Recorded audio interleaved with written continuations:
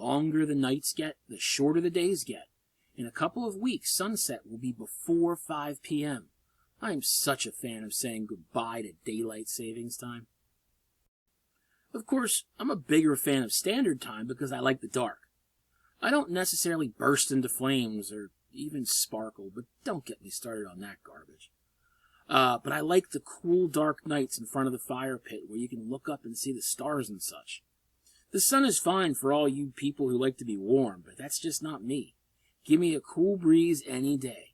But I digress, as usual. And speaking of usual, here's the weekly announcement so you can see all that there is. Be sure to read through it and see all that you really have to see. We're going to have the video chapter listing when I'm done. You've got the preview for the argumentative research paper, the material that you're going to want to look through here, as well as the research paper outline, which is going to be the thing you have to do this week. Here's the attachment, like I promised up here. But let's go back to the weekly course schedule, which is right over here. Scroll all the way down to week number 9. And as you can see here, you have to review the week 7 resources as you need. You can also look at the CSET resources, which, if you pay attention, is the same stuff that we worked at over here in week 6. You can go through that again. Then we have one assignment here, right? That's great. And after this week, folks, there's only 6 weeks left, so we're heading towards the finish line. We're going to start that journey with this review of the CSET material very, very, very quickly. Because, honestly, you can go back to that week number 6 video I made, or just go back to week number 6 and review the documents there.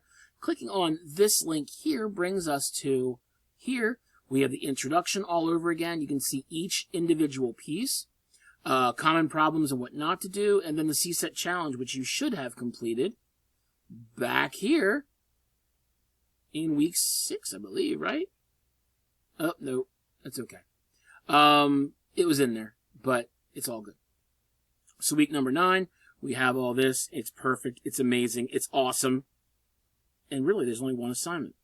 It's a living template of how to create your upcoming research paper. So clicking on this here will get us to this assignment here.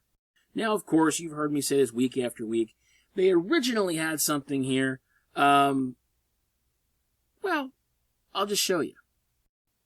It looked like this. I know. Scary, right?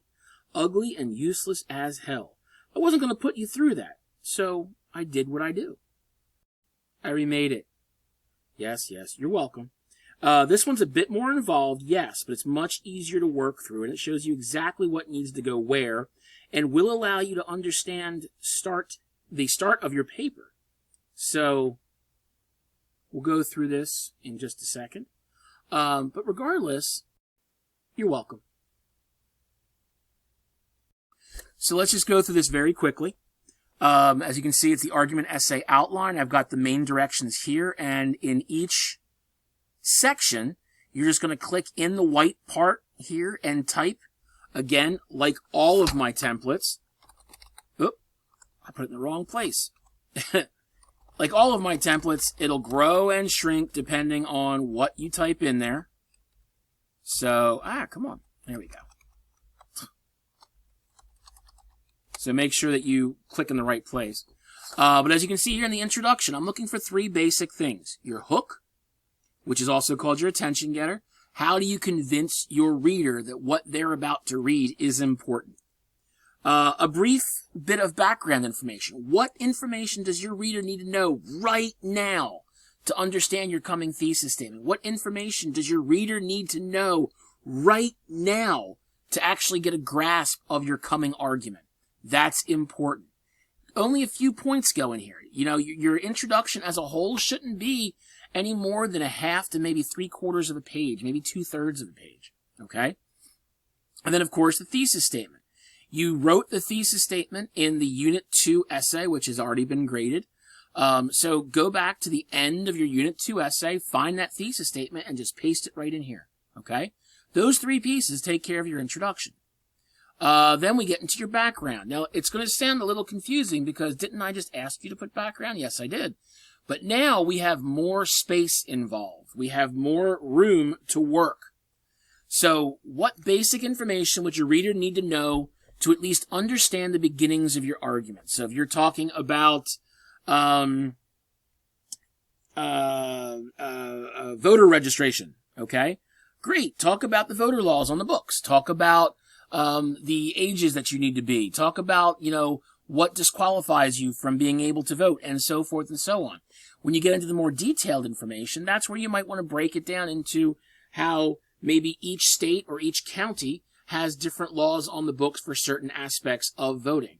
This is where you get more and more involved. If you think of your paper as a upside down pyramid leading into your main point, you're going to collect all that information from the top and work your way more narrow until you get to the development. Once you get to the development, you're going to be very, very narrow. So this is kind of where we break things in so our reader understands exactly what we need them to understand. Nobody is going to pay attention to your topic if they don't know what you're talking about. Okay? And then, of course, this box here, which sources out of the 7 that you have found already do you think would fit best in this background section? If you are saying, oh, well, my readers need this, but you haven't found any sources, go find them, put them in here, okay? Just because you need a minimum of 7 sources does not mean that you need a maximum of 7 sources. We get into our development, and you will see here I've got argument point 1, argument point 2, argument point, argument point 3, and these 3 are the exact same thing. We break it into claim, setup, evidence, and tie-in, the CSET, right? So that's what we're going to have. The claim is your topic statement. What are you proving in that section? The evidence to support the claim. We'll go after the setup, right? So the setup is going to be what is coming next. What elements are important to understand. Then we present the evidence to show exactly how your claim is important and backed up by fact. And then we have the tie-in. How is your material strengthening the original point? And that original point is all the way up here, your thesis statement. How's it going to move into your overall argument? Now, you need at least 3 argument points in your paper. 3 argument points. But if you have additional points, fantastic. Type them in here, put them in there, okay? There's no problem there. You might have 4, 5, 6 different argument points. That's perfect, okay? Once we're done with that, we get into the counter argument. What are the most common objections to your argument? How does the other side respond to your argument? How do their opinions differ from yours? This is what the counter argument is. Yes, you might be right, but, okay, that's where we're putting this in. And again, what sources are you going to use? What sources show the counter argument perspective?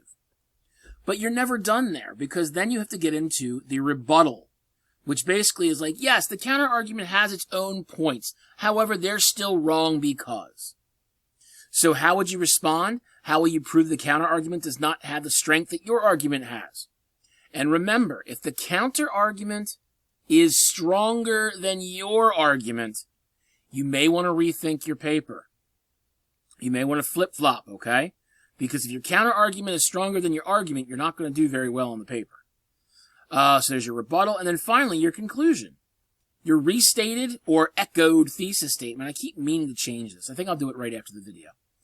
Your echoed thesis statement, where you're not going to copy and paste it. You're going to paraphrase your thesis statement from the introduction. You're going to provide that sense of closure, summarize your overall argument, and illustrate why it is so important. And then reach beyond. Show me what you want your reader to know, to see, or to do. Okay? Conclusion shouldn't be that long at all. Maybe a half a page, most likely a third of a page. And then list off your 7 references. And if you have any additional ones, list them off here. Okay? Really, it's not all that tough, but if you do this right and you do it in enough detail, you're going to find that your paper is going to be that much easier to write in a couple of weeks. Wait, that's it? I can't wrap my head around that. I'm not even at a page and a half from my script. Wow. this will probably be a pretty short video. Yep, it's barely over 10 minutes. So this should be a pretty popular one to watch. In any case, reach out to me if you have any issues. You got the last half of the semester. I can't wait to see what you're going to do with this paper. Enjoy the extra sunlight for the next couple days. But guess what? It's not happening. See ya.